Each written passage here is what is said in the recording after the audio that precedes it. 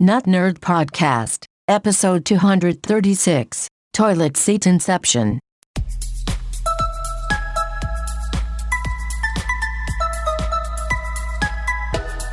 Welcome to the Notnerd Podcast. I'm Nate Heath, and we're here to help you tech better. Here with me, as always, Mr. Dave Baylor. Well, good on you, Governor. I decided to break out some accents today. It's been too long. Yeah. How we miss them. I was sharing with you earlier that I've been watching a lot of YouTube because there was a big Fortnite event today. Yeah. And just the energy, the guys all talk super excited. And I kind of did a test YouTube thing when I was testing out some video equipment, and I think I'd be really boring. I'm just like, yeah. Yeah, I have a hard time getting too falsely energetic.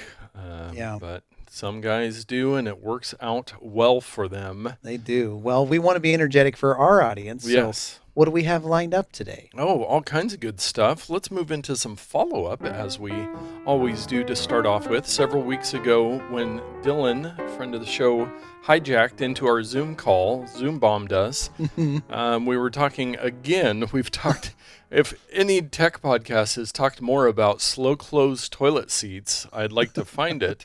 But I did want to update our audience that's been waiting with bated breath that we did purchase. I had the one for our new toilet, and then for one of our other toilets, we got a great product. We got, it's a round toilet, so it wasn't the elongated. We got the slow close, but it's also got the child's toilet seat built into it. So for our nearly 4-year-old daughter, who is now using the big potty, Wow. It has the little tinier seat, because before we had the little one and then the thing you set on top of it. Now it's all built in, so we are living the good life, and we've ordered the second one. So all of our toilet seats will be slow closed. 2 of them will have a built-in child's toilet seat. So it's like toilet seat Inception. Yes, it is. Oh, wow. It is, and I'll make sure to link to that in the show notes in case you are in need of one of those as well. Maybe you can teach Rex to use it, then everybody Yes. would be happy. Yes, our old dog, I do not think will be learning any new tricks. Some other follow-up, we've been talking about Quibi, and I saw some article today that they are at a small portion of what their original estimates were going to be on members, but they have or are adding in AirPlay and Chromecast support. So you will actually be able to watch all those lovely shows on other devices besides your phones. And we both tried it out. I have not gone back to it since. I don't see it. You burned me once. What is the George Bush quote? You fool me, you can't fool me again. No, it's fool me once, shame on you. Fool me twice, shame on me. So I'm Yes. not going to be watching that service any longer. No, we've got plenty of other services out there. Apple, as we record today, they have launched a new program through their Apple Card, the Apple Credit Card, where you can finance many of their products with 0% financing for 18 months through the Apple Card. So if you have the Apple Credit Card and you're looking at getting a new phone, a new Mac, a new iPad, several of the products, you can now finance those and not pay any interest for 18 months. So that's a nice added feature of their credit card. It is an added feature. First, you have to sign up for the thing and deal with having another line of credit. But Yes. it is kind of nice if there's a large purchase that you want to make that you've been holding off on, because times are a little uncertain now, that there's kind of a buffer. It's like, well, at least I have 12 months to get my act together and pay that off, which can be dangerous for people who in 12 months have some type of crisis. They lose their job, they do whatever. Or a worldwide pandemic. Yeah. So it's kind of a double-edged sword. However, it is much more convenient than dealing with a third party like they've done in the past. Where you Yes. have to apply and go through this whole rigmarole. Now, you can just get stuff at 0% interest. You're paying the same amount as if you were to drop the money all at once, but you get to spread it out over time. And so I see that as a win for consumers. And I will correct myself on that. In the article, they already had it for the latest generations of iPhones, but now they have it for the Mac lineup, iPad, AirPods Pro, AirPods, Apple Pencil, and more. And it looks for the larger purchases, it's a 12-month financing with 0% interest, and cheaper items are a 6-month If you're Yeah. buying an Apple Pencil, you hopefully don't need 12 months to pay it off, so a 6-month window for that. Surprisingly absent from the list is the Apple Watch. Yes, that is an odd one. I don't know why that would be. Maybe it's coming or maybe it's not, but yeah, that would be nice for the Apple Watch as well if they're including the Apple Pencil. Maybe I have a conspiracy theory. Maybe they're working on the next generation of Apple Watch, and it will be available for the sixth generation Apple Watch to Yes. encourage people to buy the new one. Yes, since they want people to do that. And you still receive the 3% daily cash back on those purchases.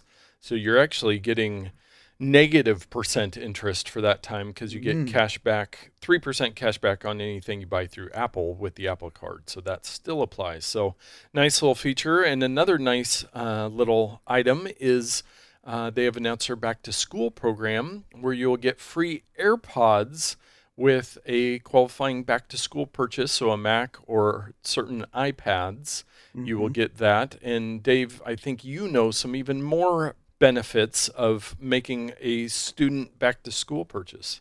Yes, and with many of those items, you can also get a $100 or more off the purchase.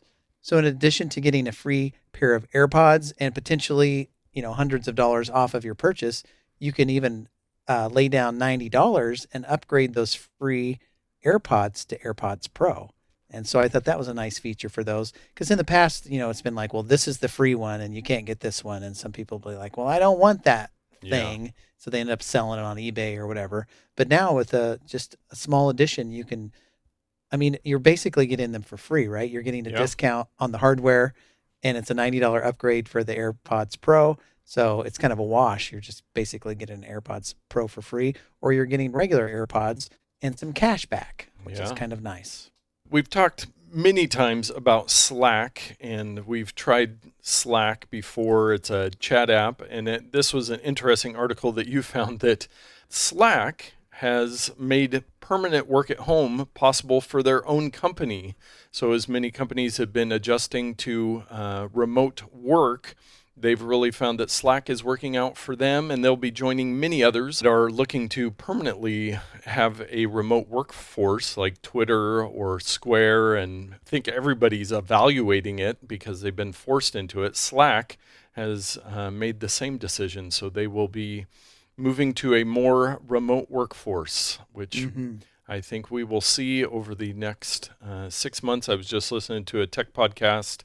Somebody worked at Microsoft, and she was saying that most of them will be staying home through October at this point because they've just got it set up, and if they can, why not? Play it safe. Yeah, absolutely. Yeah, these big tech companies, for many of their employees, if they're just coming into the office to sit at a cubicle, it makes much more sense to just have them work from home and accomplish the same thing, especially with these great tools like Slack that we have.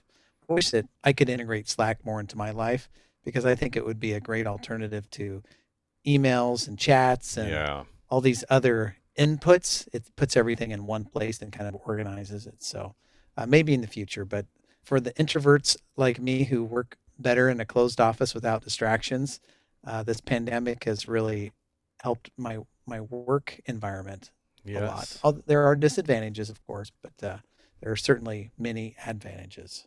Well, this next story should be no shock. We've talked about how confusing HBO has gotten with all of their different HBO Go, HBO Now, HBO, their new service, HBO Max.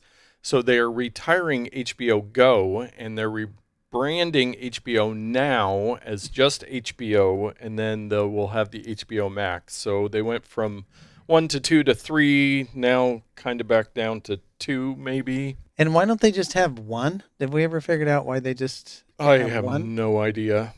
I'm thinking here's my perfect solution. They just have one online service called HBO Max, and depending on your subscriber level, you get different benefits, right? Yeah. Like Netflix does this, Hulu does this, ads with ads, ad-free, etc., streaming and discs, multiple TVs. It's one service with multiple tiers that you pay, but I guess HBO just cannot figure it out. No, they cannot. The Internet Archive, we talked about this way back, probably in March.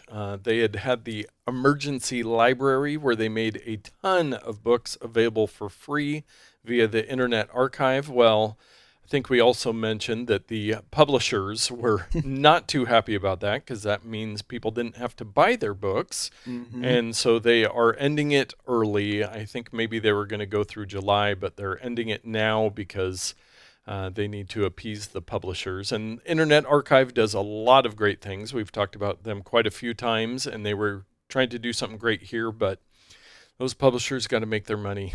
I mean, it's fair, but you don't have to be a butt about it. We can all do something good for humanity. Yes. Yes. The Brave browser, was that just last week? We talked about how wonderful the Brave browser was. Yeah. And they came under a little fire this week because it was found that they were redirecting links to affiliate crypto companies. So they were adding some stuff into links you were clicking on, and Brave was profiting through these affiliate links for Binance, Coinbase, and Trezor. I haven't even heard of that one. All those sound like you misspoke. Yes. That's how terrible they are. Yes, but they are, a very crypto-friendly browser, and they were doing a little extra to try to make some extra money there. So they will be turning that off, and I think maybe you can, they might have an opt-in feature for that, but they do have the other built-in crypto thing, which, speaking of, I think it's time for a little Crypto Watch. You found a story this week that... this just seems so cryptocurrency. Somebody paid $2.6 million in fees to move $134 worth of crypto. Yeah, there was some issue when they were entering in the fee amount. There was a decimal place or something that was wrong. Anyway, it seemed to me from reading the article, it's like, why is this even possible? Why is there even such a complicated process that could even be possible? But yes, I think they finally got it worked out in the end.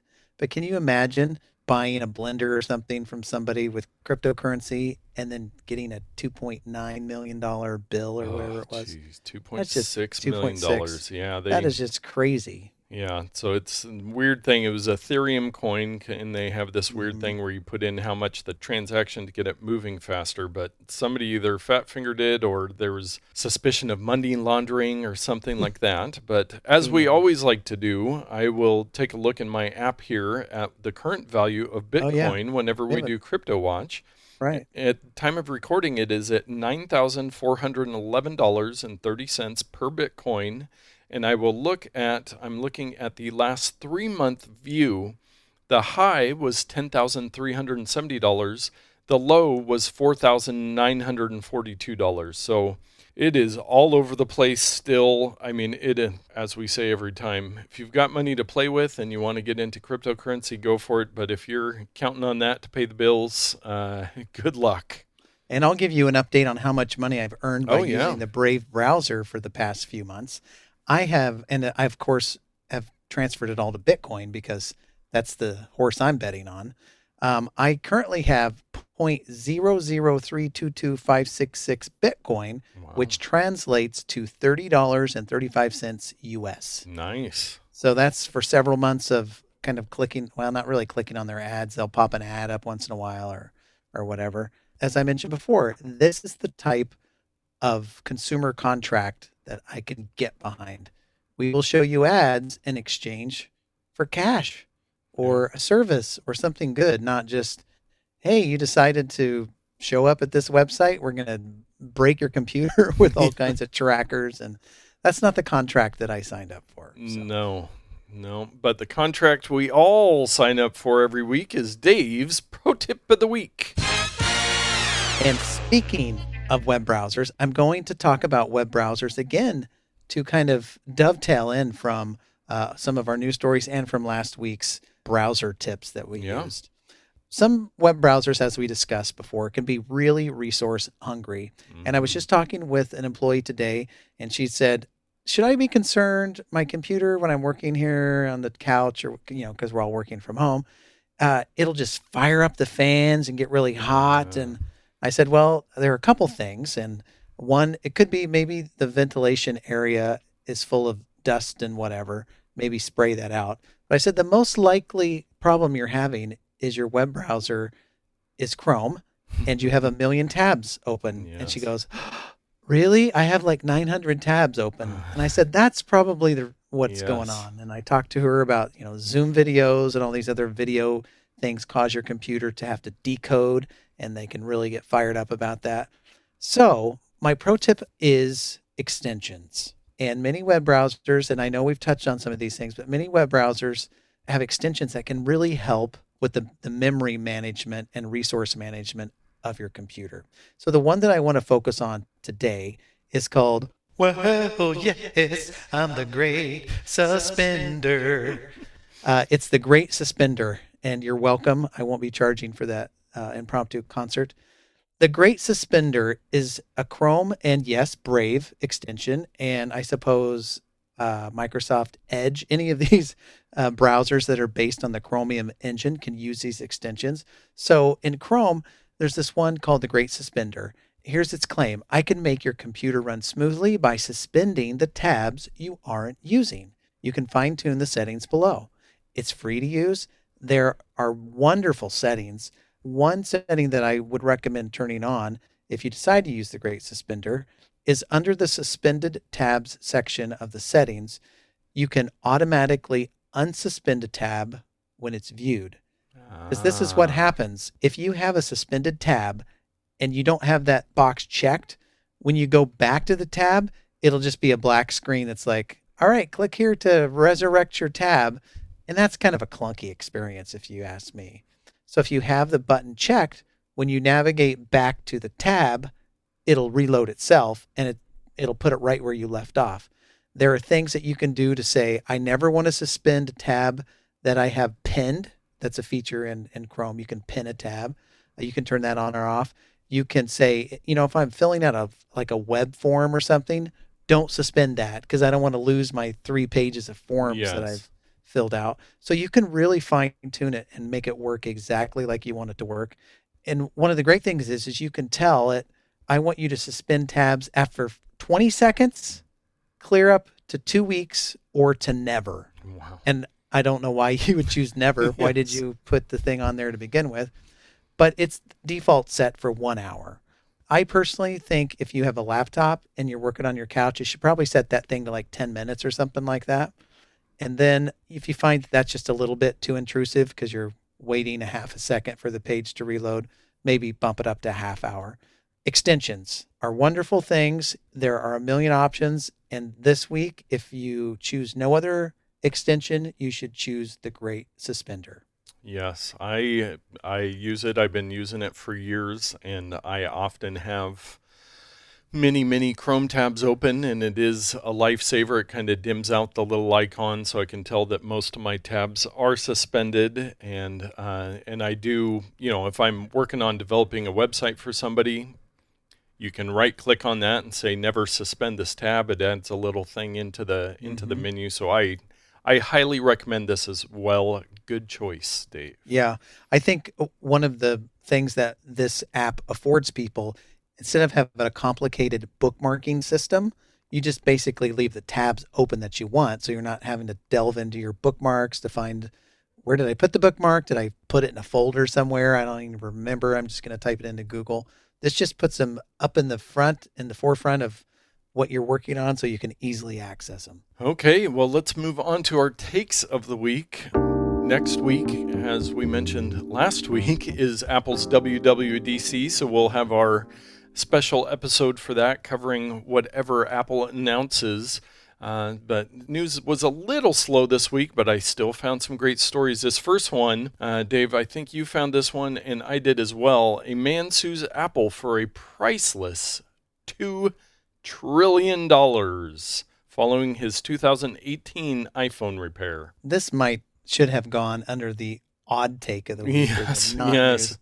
This person it's ridiculous. I think he represented himself and he hand wrote some notes, and it just seems like, what is this guy really serious? Does he really think that he's going to get anything? And of course you read the comments and everybody's like, this guy's crazy, certifiably crazy.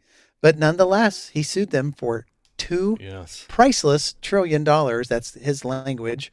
And we'll see what comes of it. Yeah. So it says a man has attempted to sue Apple, claiming that the company kept his iPhone after a repair and used, quote, special features on his phone to develop features in iOS. So somehow he had this magical iPhone. He took it into an Apple store to repair. They realized it had these special features, and they switched out his phone so that they could use those. So he's basically saying that it's like $1 trillion that his iPhone 7 and $1 trillion for iOS 12 that he basically helped these devices be created.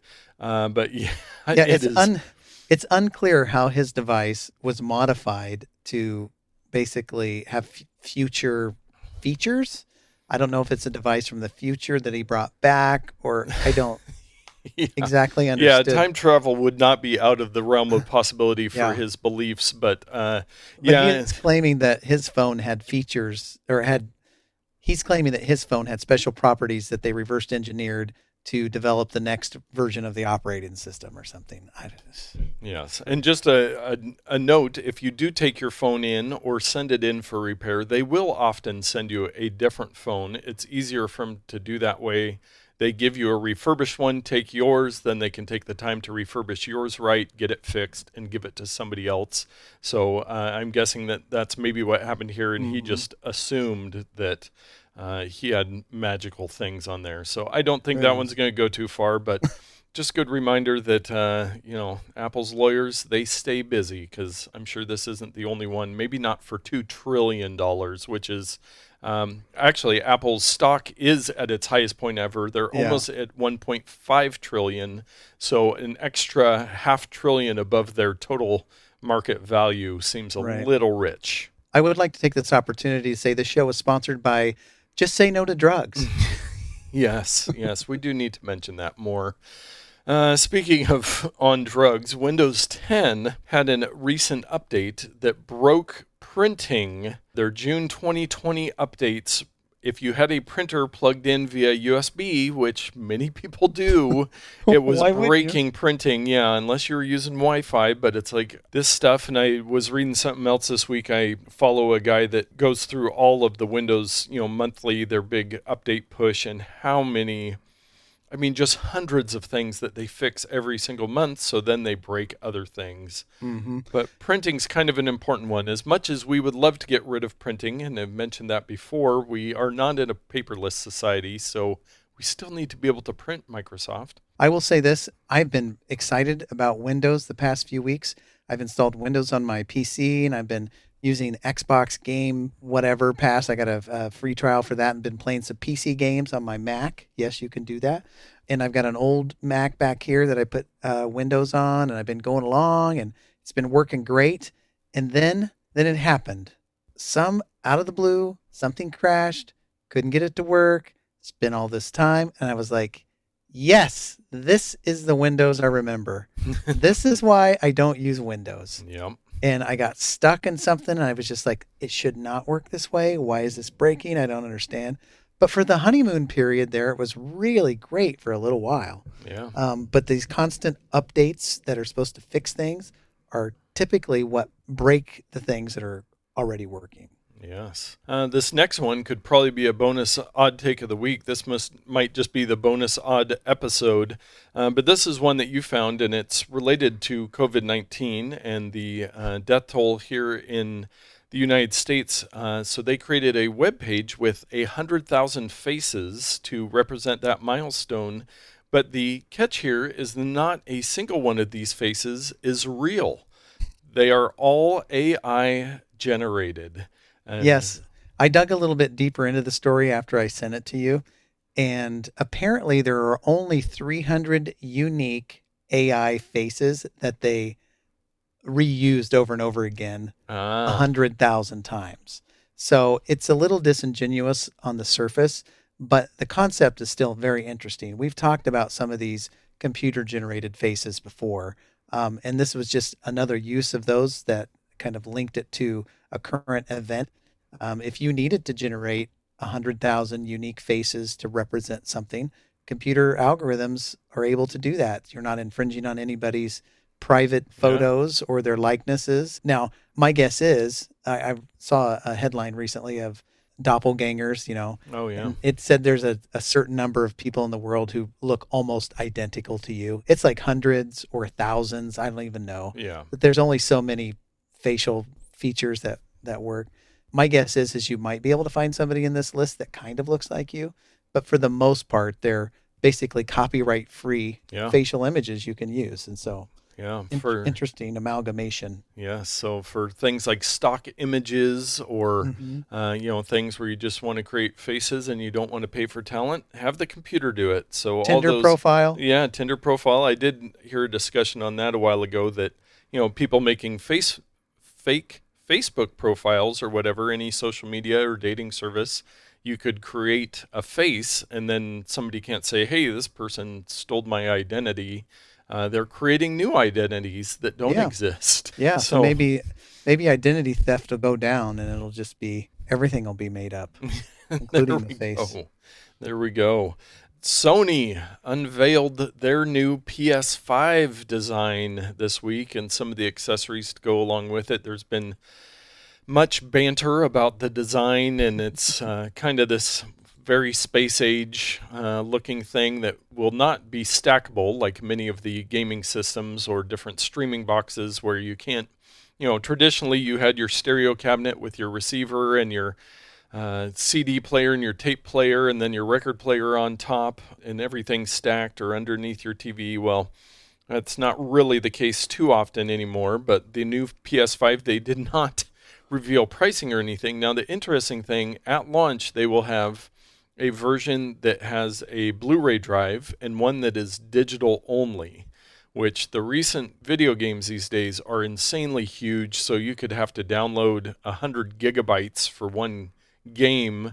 And so kind of their excuse is, well, some people might have slower internet or not want to do that. But I was thinking, like for the backwards compatibility stuff that we were talking about on Microsoft before, if you've got a ton of games, you're going to want the one with the drive. Why you would want to go digital only, I can see why Sony would want you to go digital only, because then you can't share games, you can't go to GameStop, you can't sell your games, can't buy games. They can control all that digital rights management stuff on their end and make more money. But I don't see why you would. And if you want a Blu-ray player, then you've got it built into your gaming system. Yeah, it's interesting that I don't even know why they bothered designing these things futuristically. It looks like kind of a from the front, the tower, the Eye of Sauron tower or something. And it is very reminiscent of the letter V, which PlayStation 5 in Roman numerals is a V. So I think that they've taken some of their design cues from that fact. But most people are going to have these stuffed in a cabinet somewhere, and you're never going to see it. Yeah. There are a select few people who will leave it out on top of their entertainment center, or maybe they have a gaming room or something like that. But I just think it's pointless to make these futuristic designs when they're just going to be shoved in a corner somewhere. But yes, it was announced to much fanfare.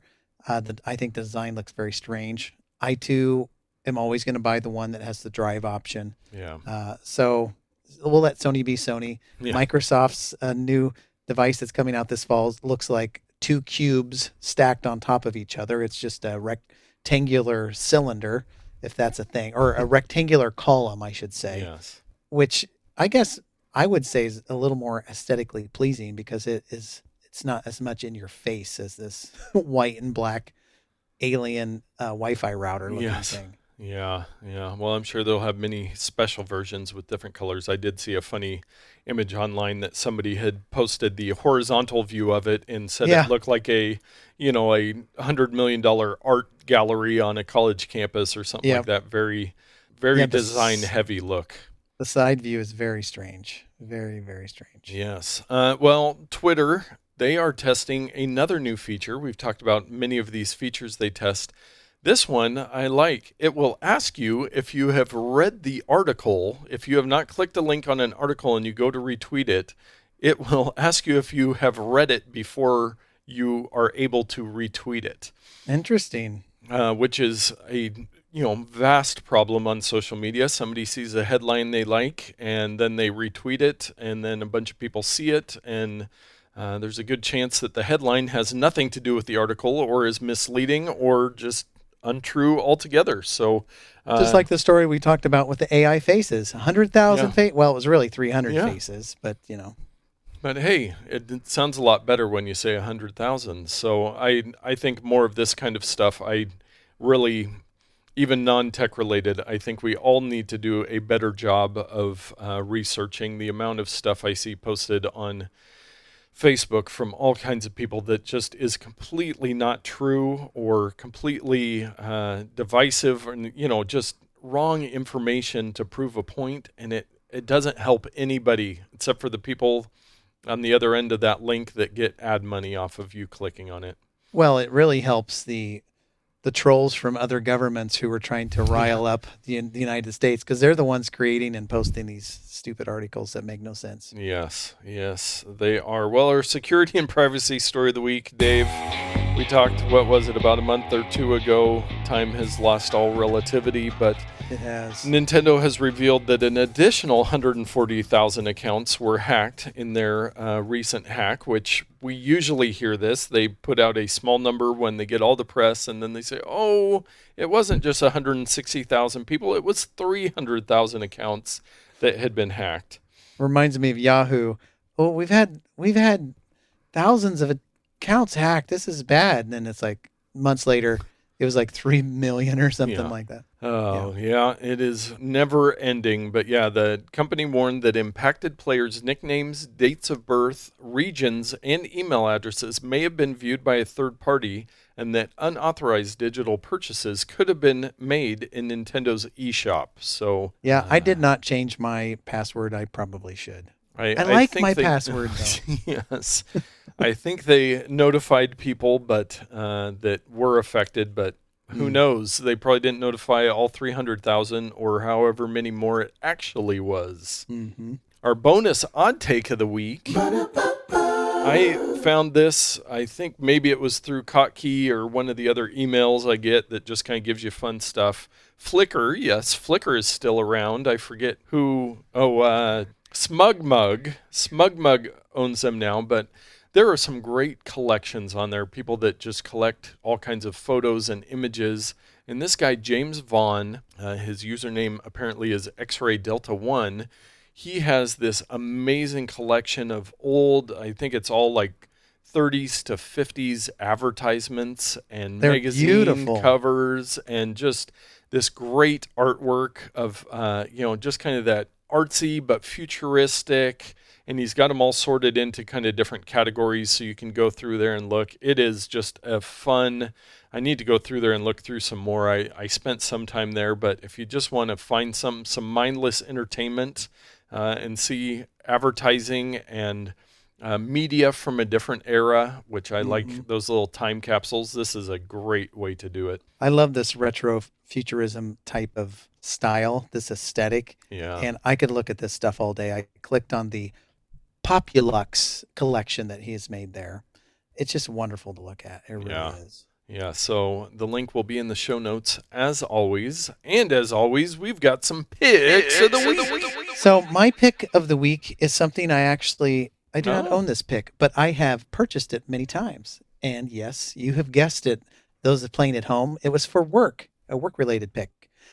This week is the Anker USB-C hub adapter Power Expand Plus 7-in-1 USB-C hub with 4K USB-C to HDMI 60-watt power delivery, 1 gigabits per second Ethernet to USB 3.0 ports, SD and micro SD card readers for MacBook Pro and other USB-C laptops. And guess where I purchased it from? I'm going to guess Amazon. Yes, Amazon. To cut through all of that, this is an Anker USB-C adapter. If you have a modern MacBook computer or a modern Dell or a Microsoft Surface or any of these computers that have, or even an iPad Pro that have the USB Type-C port, you need an adapter to connect to all of your legacy peripherals. And this one, what's great about it is it's by Anker, a brand that we know and trust. Yeah. I've tried dozens of these over the years.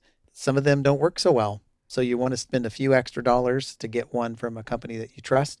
It has an SD card reader which modern computers don't come with anymore. It's got a couple USB ports that you can plug your old legacy hard drives into. It's got an HDMI output that you can connect to your monitor. It's got a USB-C power input that you can plug in your power brick.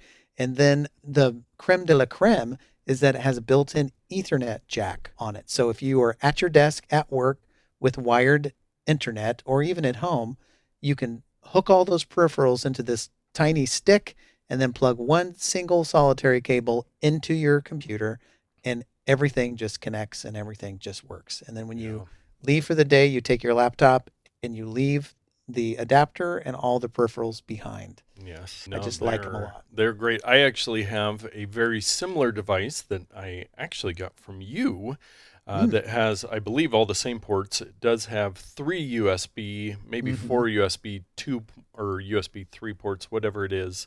But I do exactly that. I leave it at my desk. It powers my 4K monitor, external monitor. I've got drives plugged into it. I don't have Ethernet. I need to get that wired into it. But I've set up a lot of PCs, and like Dell and HP make these huge, clunky docking stations. They're like the size of the laptop itself. Yes, and so they used to, up to a couple years ago before USB-C was available, they would have these huge like ports all the way across the bottom that it sank into, and then you locked it in. But USB-C is so powerful that now, the deck size of smaller than a deck of cards, you have all of those options on this little thing, and it is very nice. I highly recommend these, and I would buy this Anker one. The one I have works fine, but with Anker, you're getting something good. And I did click on it, so I know the price, so I could guess. I would guess $39.99 with a 15% coupon if you click the little box. I think you're wrong. It's $13.89. Oh, I believe is the price, and I put the price in the show notes in parentheses. So There was no mystery. Yeah, it's about $40. If you click that coupon, you can save a couple bucks. Well worth the money. Just 1 or 2 years ago, this would have cost you $80 or $90. They've really come down to an affordable price. So it is a good device. Very nice. Well, my pick of the week this week is a pretty nerdy one. So I have my iPhone 11 Pro that I use all the time. And if you remember, last year I purchased the Pixel 3a and set it up with Google Fi for my work line of having a separate work line and being able to do everything there. I also wanted an Android phone for testing and other needs. Well, I got really tired of carrying the second phone around. I would have the calls forwarded to my iPhone, but that didn't always work. And then I'd find some voicemail hiding on the Pixel phone that one of my clients had called me and said, "Hey, what are you doing?" So I started thinking about it, and I knew that in the iPhone, there's the regular SIM card tray, but they've introduced, I believe in the last couple of years, an eSIM option, which is an electronic virtual SIM card that's built into the hardware. So I started looking at it, and Google keeps changing. I think if you sign up for a new Fi account, you can use the eSIM. Well, I finally went ahead. I ordered an eSIM from Google Fi, and then with my phone on T-Mobile service, I switched that over to eSIM. I called them up. It took maybe 10 minutes. They switched my phone over to the eSIM. I took the T-Mobile SIM card out and put in the Google Fi SIM.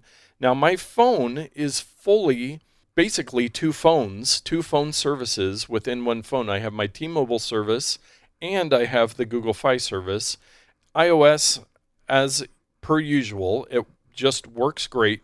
Dave, I don't know if you can see, it actually shows you, your 4 bars in the top corner there. Oh, yeah. It splits them, so you're actually seeing right there. There's 2 rows. Both rows, and if you go into the little control center, it'll show you T-Mobile, Wi-Fi, and Google Fi there. Your calls that come in on there's a little icon, a P for personal or B for business that you can set up, so you know which line the call is coming in from. Now, if you just need a new phone number, this is way overkill. You can, Vonage or their Google Voice, there's a million different options there just to get a separate phone line through an app, but I have 2 full data services, but it defaults to my T-Mobile one because I have unlimited there. But if I was in an area where T-Mobile wasn't working great and Google Fi was working better, I can switch over to that to use for my data. So maybe one of my nerdiest picks that does not apply to most people, but if, let's say you travel internationally, you could have your T-Mobile or your regular phone carrier switch to the eSIM. You get into an airport, you buy a SIM card for the local carrier, you put it in there if you don't have coverage, and then you can do it that way. So it's really a cool feature, and they've done it really well on iOS, how it's built in there. Now, is there a disadvantage to, like me, switching my regular SIM card over to an eSIM? So I'm thinking if my phone had an eSIM, when I get a new phone this fall, is it going to be hard to switch the number? Typically, I would just remove the little card and put it in the new phone. Is there going to be any type of problems associated with transferring the eSIM to another device? That's a good question. We'll find that out this fall when I get a new iPhone on the iPhone upgrade plan. And see, I'm guessing it did take a call to T-Mobile to get it activated. So I don't know if I can automatically then activate it on a new phone, or if you have to go through some steps. They don't want just everybody switching over to that. I don't know why. Well, probably because they charge you $10 or whatever to get a new SIM card. The Google Fi one was free. Now, what does your Google Fi service cost per month? The basic cost. I mean, I know it'll depend on what you're doing. Yes, I think the base is $20 per month, and you get like basically no data, and then you just pay for whatever data you use. So there was a couple times where I'd use my phone, the Pixel, out and about and use some data. So then it's pretty reasonable. But if you're using a lot of data, Google Fi is not that great of a deal. But it is nice to have a full second business line on my phone. That is nice, because you can publish and advertise one number for your business clients, and it comes into the same phone. You're not having to carry. I've seen way too many people carrying two phones around. They're like, "Oh, this is my personal phone. This is my work phone," and I'm just like, it makes my head hurt. We're beyond that now. There are so many great options out there. This is just one way to do it. It's probably not the best way to do it, but yeah, it's keep your business and personal life separate, and this way I quickly can see if it's somebody that's calling the business line, and I can know if it's a time that I want to answer that or not. So I think that's great. eSIMs are the future, even though they've been out for several years. Yes, yeah. So if you do have any questions on that, let me know. I'll help you through it. If you do carry two phones, let's get that fixed. Our Ramazon purchase of the week. We love it when you guys use our Amazon affiliate links. We all shop there, so why not go through our link and we get a little kickback to support the podcast. If friend of the show, Elliot, wasn't in Australia, I would think this was him. It still might be him, and somebody's going to bring it over, but somebody purchased the Gerber Moment Field Dress Kit. I didn't know that Elliot was into cross-dressing these days. Yes. No, it's not cross-dressing. So we've talked before about Gerber and many other knife companies being located in the Portland area. And this is a Gerber knife set. I'm going to send you a picture over for field dressing. And I'm guessing it is hunting related. It's got full tang construction, textured rubber handled scales, glass bead blade finish, fine edge blades, nylon sheath with metal snaps. So it's two different knives. You also get a little Gerber sheath with it. Now, friend of the show, Dylan, does work at Gerber, so I'm guessing he didn't buy it either, but somebody out there did. It's really cool. I can see this is, you're in the field, you shoot a deer, you need to take care of it by skinning it and doing whatever. It looks great. Yes. I mean, there's a lot. As two non-hunters, I will read the product description. I don't want to go into gory details of what you might do. Yes, the Moment Field Dress Kit is designed for those having or quartering animals. The small fixed blade can be used for finer details like caping and cutting along leg bones. The large fixed blade gut hook can be used for larger cuts. They both fit securely in a paddle-style sheath in an easy-to-pack arrangement. And these videos are available on YouTube if you're interested in watching someone field dress an animal. So there you go. There you go. So Dave, knowing that you are an avid hunter and knife collector, what would you pay for this knife kit? I'm not going to make the same mistake I made with Legos a month or so ago. These are they're going to cost a little bit, but there are two knives. So this is a little bit outside of my experience. Yes. Man, Gerber, 2 knives.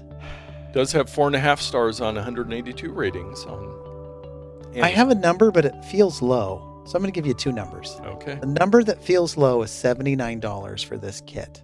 But I feel like this is around $100. Well, you're high on both of them. $37.28. Are you kidding me? No. How do you buy 2 knives for under $40? And Gerber makes good knives. Maybe this is one I know they do have different levels. They have more of the retail. It says list price is $49 though. So Dave, when you get into hunting, it might not be as expensive. Man, I'm going to have to rethink this whole thing. That's what's been keeping me away from hunting. This was getting your good field dress kit. Yeah, prices of knives. I'm like, I'm not going to spend $100 on a pair of knives. Yes. Well, thank you for whoever purchased that. We got a couple pennies to keep the podcast going. And thank all of you for listening and shopping through Amazon and telling your friends about Notnerd and asking us questions and giving us tips. And we just really enjoy doing this. We love talking about technology, and we've got way too much of it in our head. So it's good to have the release valve each week on the podcast and share some of that knowledge that we follow so closely. So now, get out there and tech better.